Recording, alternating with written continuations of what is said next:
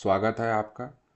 आज हम बात करेंगे पाठ योजना, लेसन प्लानिंग क्या होती है, जिसको लेसन प्लान भी बोलते हैं। दरअसल ये बीएड और डीएलएड के जो विद्यार्थी हैं उनके लिए जो है काफ़ी महत्वपूर्ण हो सकता है, क्योंकि उनके 2 वर्ष के पाठ्यक्रम में उनको इन चीज़ों की ज़रूरत पड़ती है और इससे होके गुजरना ही पड़ता है। तो आज हम लोग उसी की चर्चा करेंगे कि लेसन प्लान, पाठ योजना सब क्या होता है। तो सबसे पहले हम देखेंगे कि विषय प्रवेश क्या होता है। तो शिक्षण जो है वो एक नियोजित और उद्देश्यपूर्ण प्रक्रिया होती है। बात ध्यान रखिएगा कि उद्देश्यपूर्ण की बात हो रही है यहाँ पे।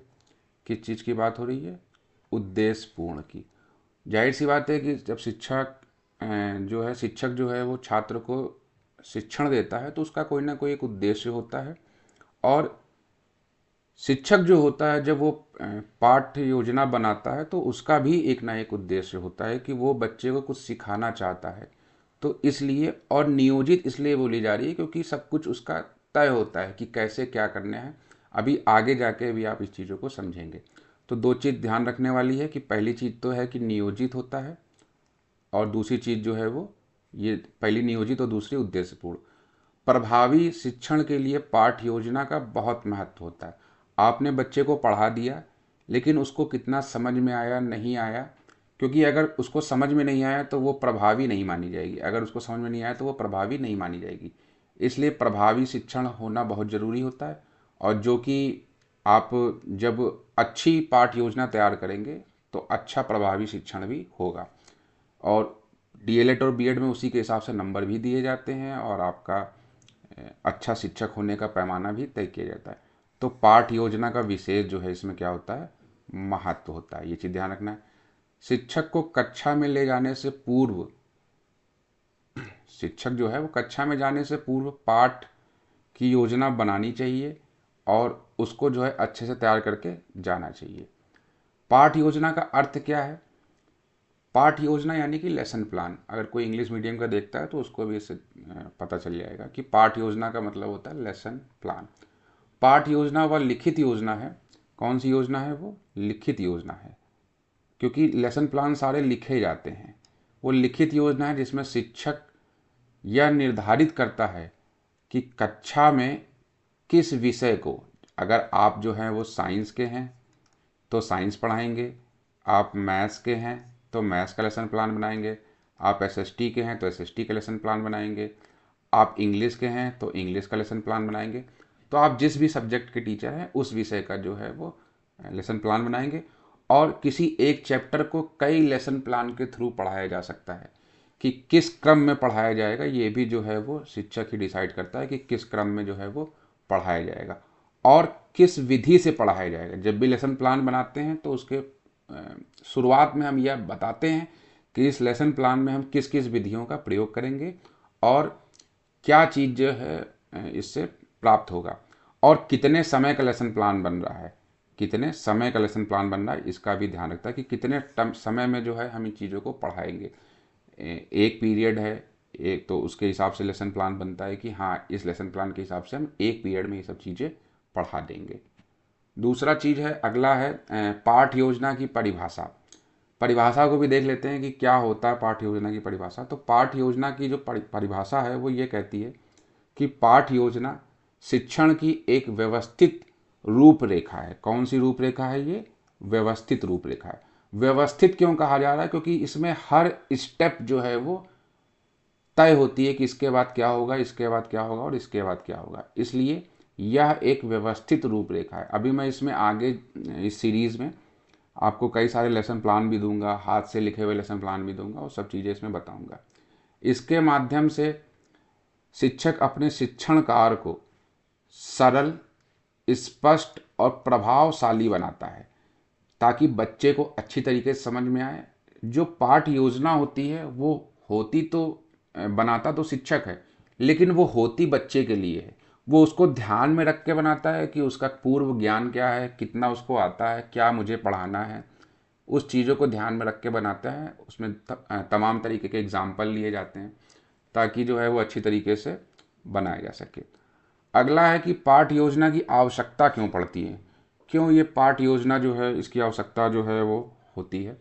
जब भी बीएड और डीएलएड करते हैं, मैंने जब खुद भी किया था, तो अक्सर जो है ये सब चीज़ें जो हैं थोड़ी सी बोझिल लगती थी। लगता था कि अरे यार क्यों बनवाया जा रहा है, ये डायरेक्ट ही क्यों नहीं पढ़वा लेते कि हाँ ये जो है ऐसे पढ़ा ले वैसे पढ़वा ले, तो डायरेक्ट क्यों नहीं पढ़वा लेते। तो पाठ योजना की आवश्यकता किस लिए होती है उसको देखते हैं कि शिक्षण को उद्देश्य पूर्ण बनाना। क्या बनाना? उद्देश्य पूर्ण बनाने के लिए, कि क्या उसका जो है वो ऑब्जेक्ट है, क्या उसका एम है, क्यों हम जो है ये पढ़ा रहे हैं, क्यों जो है हम इसको पढ़ा रहे हैं।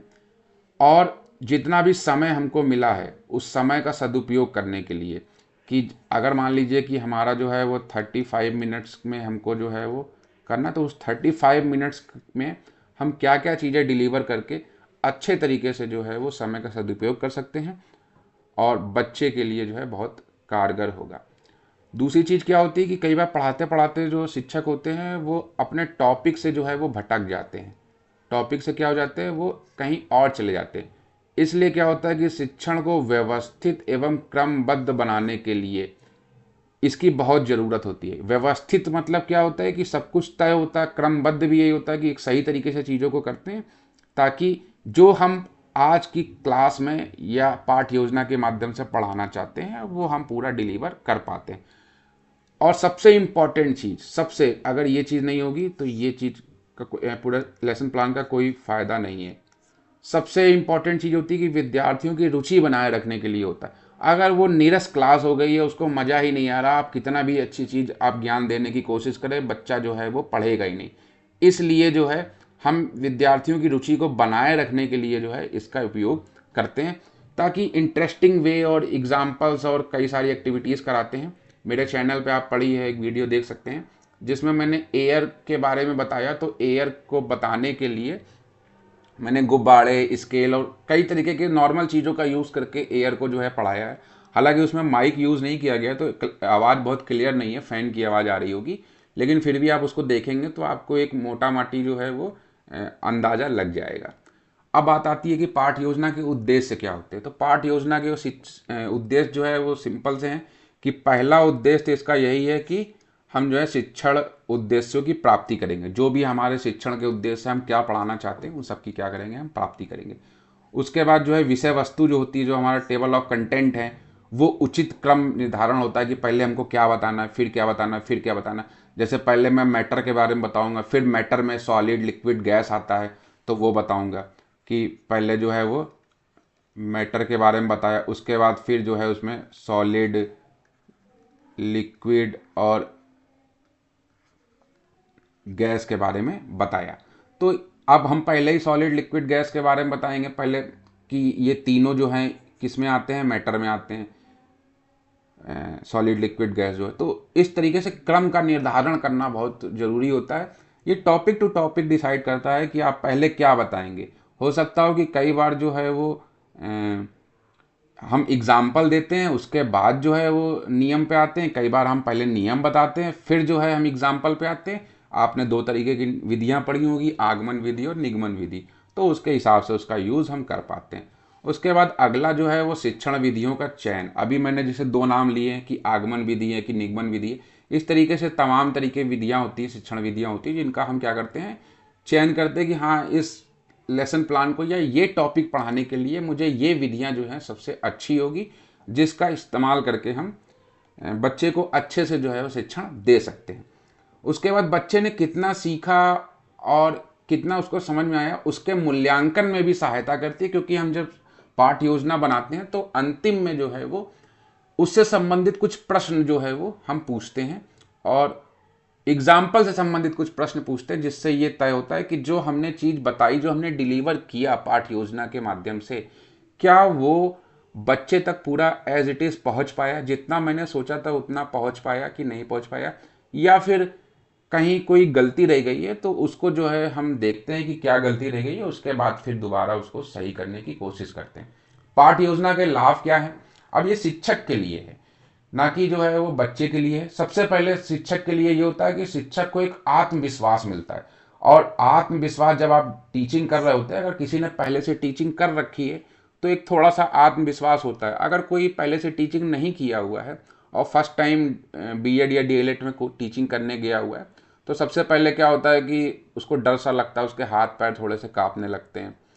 तो इसमें क्या होता है कि आपके पास पाठ योजना तैयार होती है तो एक आपका थोड़ा सा डर कम होता है, क्योंकि आपको जो है एक आत्मविश्वास मिलता है। उस आत्मविश्वास में क्या होता है कि आपको पता होता है कि आपके पास पूरा पूरा जो है वो प्लान है कि आपको क्या जो है वो स्टडी देना है।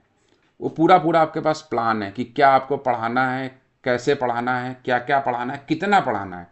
तो इससे क्या होता है, बहुत आत्मविश्वास मिलती। और जब आत्मविश्वास आएगी तो आपके अंदर एक स्पष्टता आएगी। स्पष्टता आने का मतलब क्या है कि आपको पता होगा कि मुझे बस यहीं तक पढ़ाना और इस तरीके से पढ़ाना है, ये एग्जाम्पल देने, चीज़ें देनी है।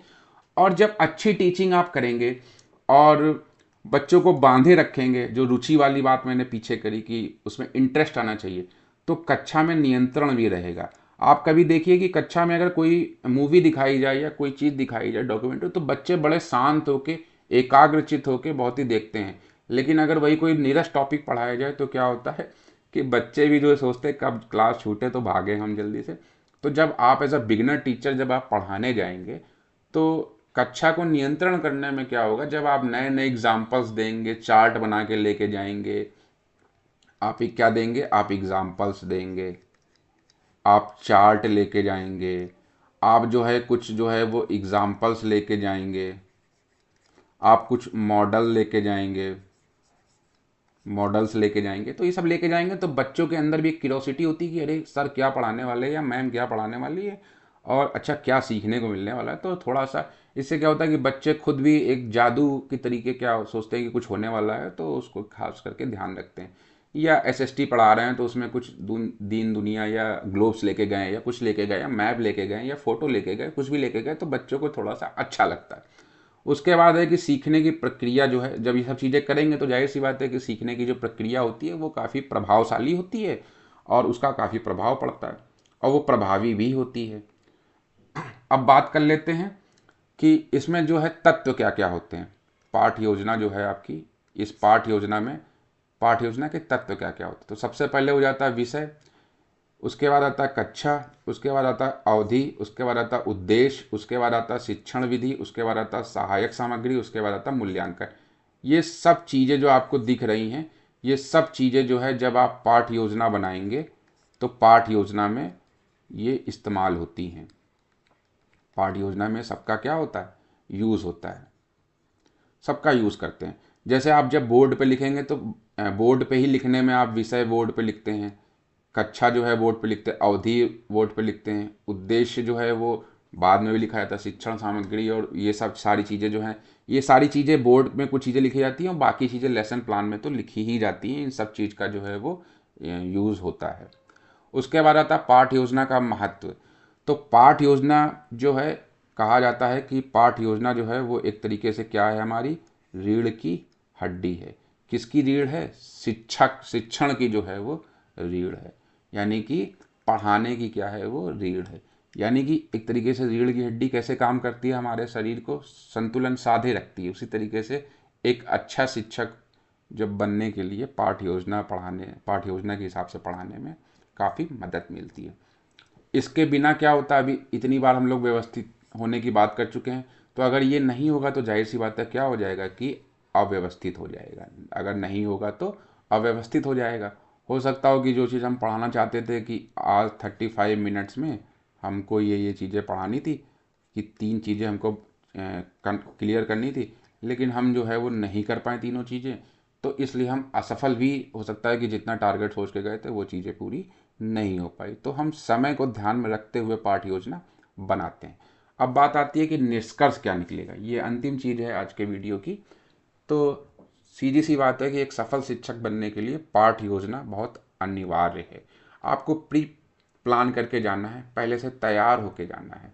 तैयार होने का मतलब सिर्फ ड्रेस से तैयार होने का मतलब नहीं है, आपको अपने टॉपिक की भी तैयारी करके जानी है, क्योंकि अंततः जो है वो क्या होता है, आपको क्लास में जाके पढ़ाना ही पड़ता है। और पढ़ाना पड़ता क्या है, आपको पढ़ाना चाहिए भी। और ये क्या है, ये बीएड और डीएलएड जानते हैं कि बीएड जो है वो बड़े बच्चों के लिए और डीएलएड जो है वो 1 से 8 तक के लिए होता है, के लिए अत्यंत आवश्यक कौशल है जिसका यूज़ हम करते हैं। तो कैसी लगी वीडियो बताइएगा।